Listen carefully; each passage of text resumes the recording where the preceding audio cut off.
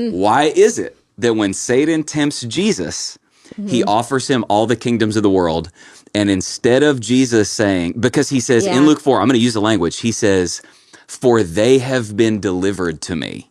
Satan says the kingdoms of the world have been delivered to me. And Jesus, who the Bible calls King of Kings and Lord of Lords, doesn't say, no, Satan, you're wrong. They belong to me. He does not say that. He seems to implicitly acknowledge that at that time, the kingdoms of the world literally belong to Satan in some sense. So can I explain this? Please do. Okay, this is really interesting. So this is called dominion theology. Now, I'm going to read the passage. It says this in Luke 4. And the devil took him, Jesus, up and showed all the kingdoms of the world in a moment of time and said to him, to you, he says, I will give all this authority and their glory, for it has been delivered to me, and I give it to whom I will.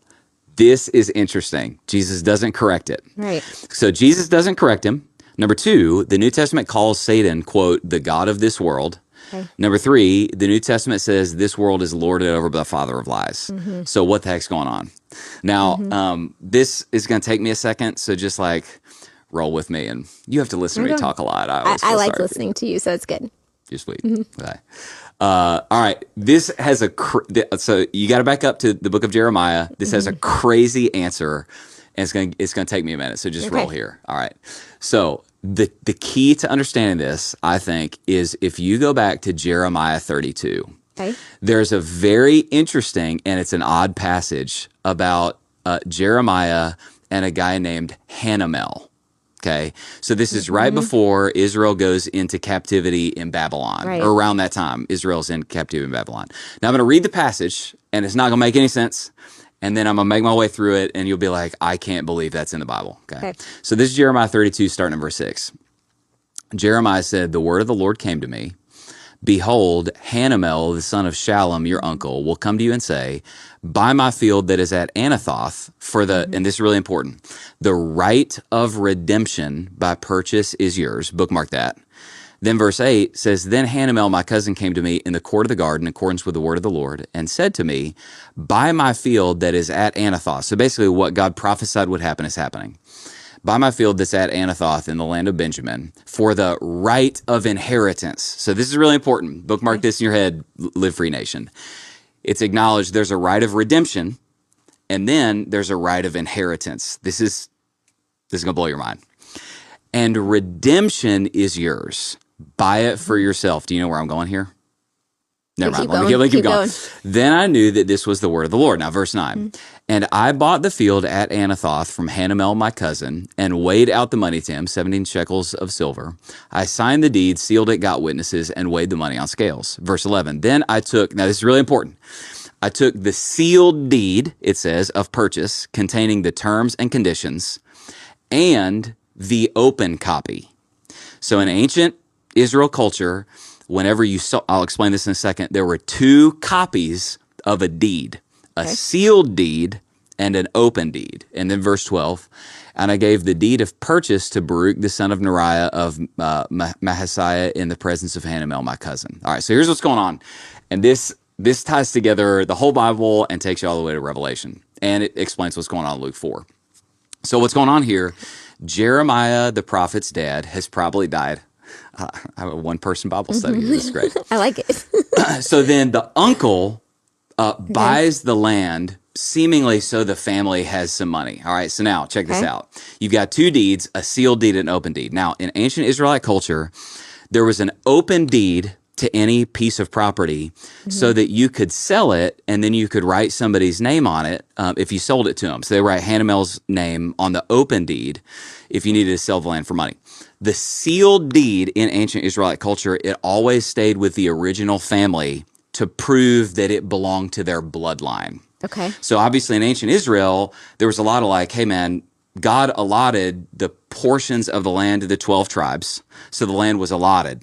So a tribe or a family had that property and it was assigned to their bloodline. So bookmark this in your head. Open deed, you would give to somebody when they bought the property, but the original owner would keep the sealed deed to prove it was in their bloodline. Okay. then you also have two rights. You've got an inheritance, the right of inheritance. So what that means is when the uncle would die, Jeremiah gets it back. Okay. So when the uncle dies, the ownership of the property reverts back to the original family so that it stays in the bloodline. And then you've got a right of redemption. If before the time when the purchaser dies, if somebody in the family wants to buy the land back, that's called the right of redemption, and it would require a, quote, kinsman redeemer. So this is like, That's this good. starts, oh yeah, I see what's going on. A kinsman redeemer. Somebody from the family, wow, am I getting emotional right now? Somebody from the family that originally owned the property could pay a great price to redeem the property the family had lost and bring it back to the original family. Now, all the Bible nerds, all the bells are going off in your head. All right. So this passage, Jeremiah 32, it has two meanings. It's got a historical meaning where essentially what God's saying is, hey, you're going to be taken out of the land to go to Babylon. And he's promising, but this land is going to belong to you again. It's worth buying property because I'm going to restore you to the inheritance I originally gave you. You're coming back. So that's the historical meaning. But let's go a layer deeper for our super Bible nerds, all right? The book of Hebrews says everything that was written in the Old Testament is for our instruction and that it was a type and a shadow of Christ. Yeah. So Jeremiah 32 is a type and a shadow of Christ, all right? Now check this out. This is where it gets nuts, all right? So when you talk about dominion of the earth, and we're asking the question, why in Luke 4 is Jesus tacitly acknowledging that Satan has dominion over the world and that it belongs to him? What the heck? Well, here's what the heck. God is the one who created the world. So dominion of this earth was originally our Father's, and it stayed in his family, the Father, the Son, and the Spirit, okay?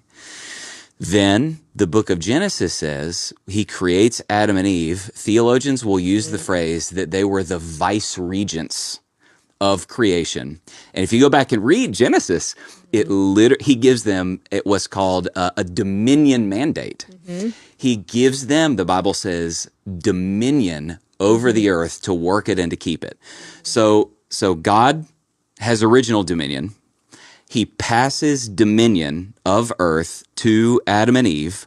When he passed it, now I'm coming back to this. You're like, what's he talking about? I'm coming back to this.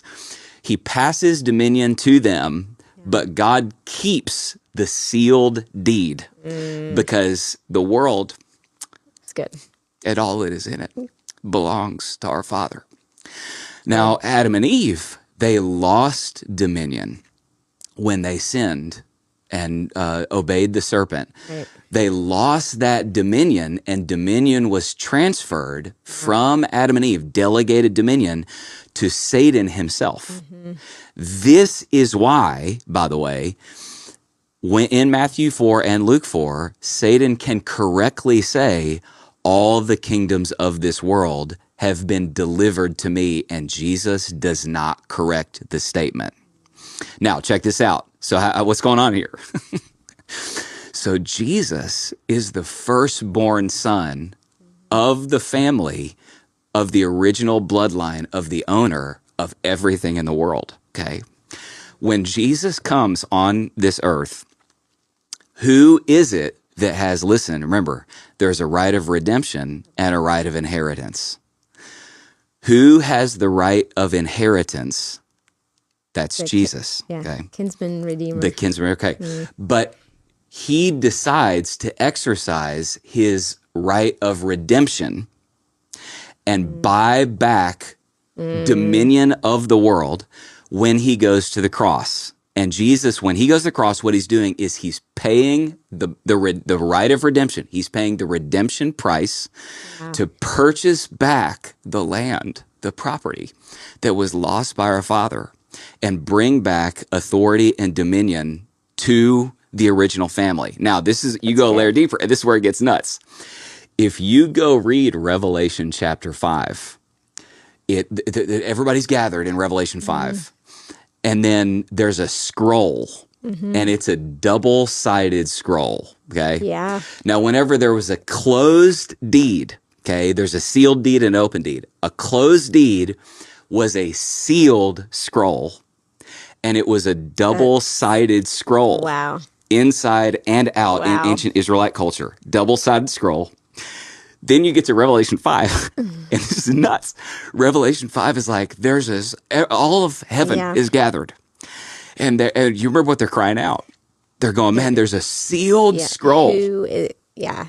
Like, And they're who crying out, who is worthy to take the scroll and to break its seal? And then they say, you have redeemed us back to God. And whenever they're going, who's worthy to take the scroll and break its seal? And then everybody goes, the Lamb who was slain is the only so one good. that was found worthy. Oh my gosh. So good. That's so good. To open the scroll. And what's happening in Revelation chapter 5 is you're getting a vision behind the scenes in the spiritual realm that the kinsman redeemer of dominion over all the world is stepping forward and saying, I am exercising my right of redemption to buy back what was lost. And he pays the redemption price as the kinsman redeemer with his own blood. And he purchases amazing. back dominion of heaven and earth, which is why after Jesus is resurrected, it's only after Jesus is resurrected. He's resurrected. And then in Matthew 28, when he gives the Great Commission, he then says for the first time, now all authority in heaven and on earth has been given to me. Why? Because the kinsman redeemer has now exercised his right of redemption. Dominion has been given back to him. Now I'll take it a layer deeper. When great. Jesus turns to the disciples, he says, I'm going to give you the keys to the kingdom of heaven. Whatever you bind on earth will be bound in heaven. Whatever you loose on earth will be bound in heaven. And then the New Testament says that Christians will, quote, reign with him. And what that is foreshadowing is that Jesus purchases back the dominion of all the earth. And then for the new sons and daughters of God, for Christians who have been adopted into his family, he goes, I'm now giving you dominion. And I want you to go make disciples of all nations, baptizing them in the name of the Father, the Son, and the Holy Spirit, teaching them to obey everything I've commanded you. So good. listen, dude, you take the So Bible, you pull on the good. thread, and That's listen, you pull it all here. Let me just recap it, and then you say, I want you to add any color you got. So what you got right here is here's how the Bible works. Dominions was originally God's at creation. He gives delegated dominion to Adam and Eve. They lose that dominion to Satan. Jesus breaks the back of the enemy. He, as a kinsman redeemer, exercises his right of redemption at the cross, pays the price, buys back dominion over the earth, and then he now shares dominion and will in all of eternity with all of the sons and daughters of God who reign with him. That's amazing. amazing. The beauty about the Bible is even the stories that are boring and the ones that don't make sense add up. It's so amazing how that... I don't think there's any book in the world that does that. I don't have any comments. I just learned. That was beautiful. That was so beautiful.